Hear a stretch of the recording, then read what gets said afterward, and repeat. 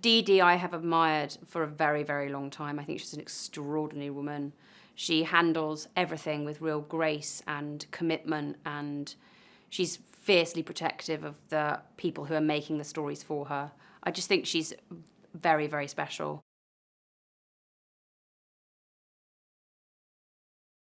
She has such a huge amount of anger, and it is very righteous. It's coming from a place where she is justifiably angry.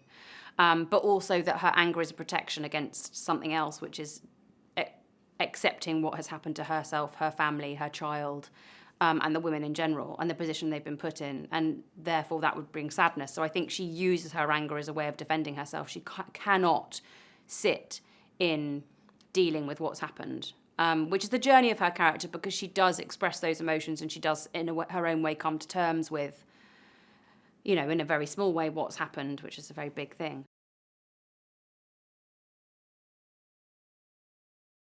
Scarface Janz is very traditional, very much stays with the status quo, doesn't want to rock the boat. And I think that Salome feels in that environment, in that situation, with that sort of person, that some sort of trust has been broken here, and faith has been broken, and she's struggling with her faith and what it's meant to her whole life. How can God allow things like this to happen? What does that mean? She's really wrestling with that. And some women's acceptance of what has occurred, I think she finds very difficult to deal with. And I think Scarface Jan accepts her place in that community, and that's something that a lot of the other women really struggle with at that period in time. I think this movie was very sensitively cast. There were no massive egos in that room. Everybody was there because they wanted to make the film. They wanted to work with Sarah. They wanted to tell the story. We all fed off each other and learnt so much from each other, and respected and gave each other space to do what we needed to do. Every day I was like blown away by what I was seeing. I couldn't believe it. So many days I thought I was coming in and doing a scene and I knew exactly what was going to happen, and I would be howling at the end of it, crying.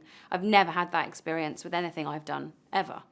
And it was tough. There were some really tough, long, hard, brutal, technically difficult days, but we just got through it together. And I don't think I'll ever have an experience like it again.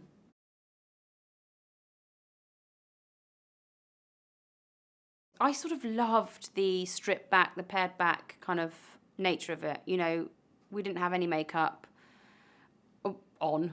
And I just found it really freeing, and there was an equality in that space where it wasn't about how we aesthetically looked, which for a lot of the time when you're a female actor, it gets talked about a lot, sometimes to your face, a lot of times behind your back.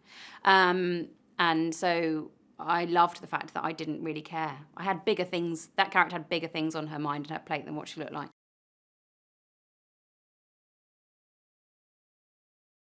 She would never give herself credit for this, I don't think, that she is the most amazing leader. She leads with kindness and compassion and understanding and collaboration. She listened to absolutely every single person on that set, and if anyone's idea she thought was interesting, she would be like, that's a great idea, let's use that. She was not precious in any way, and I can't tell you how rare that is for a director.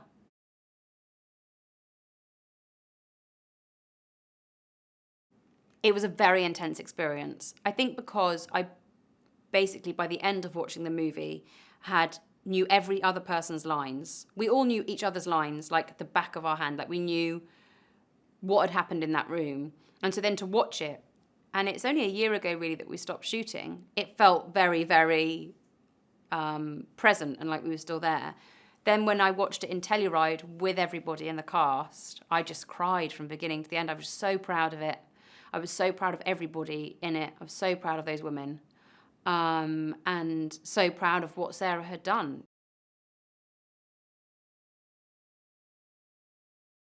I feel like, having seen it at festivals and hearing the conversations that people have and the conversations that people need to have after seeing it, I feel like it has to be a collective experience. I feel like seeing it in the cinema is really important. Seeing it with a group of people, not just watching it alone, is really important to what the film asks of you at the end of the story, which is, what happens next? Where are these women going next? Where are you going next? What are you going to do? And I haven't seen anything or been in anything like that where I felt that question asked of an audience. And I think that it's really exciting that there's a fable that's told, and at the end of it, it's up to you what you kind of make of it, I think. And Sarah does that so deftly that she just doesn't, she allows the audience to draw their own conclusion.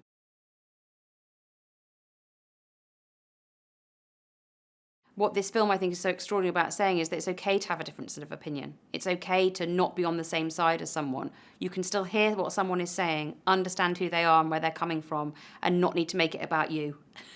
Like, it doesn't have to be personal. Like, it's okay that someone else has a different opinion to you. You can still sit in a hayloft, hear their opinion, and you could come out changed at the end.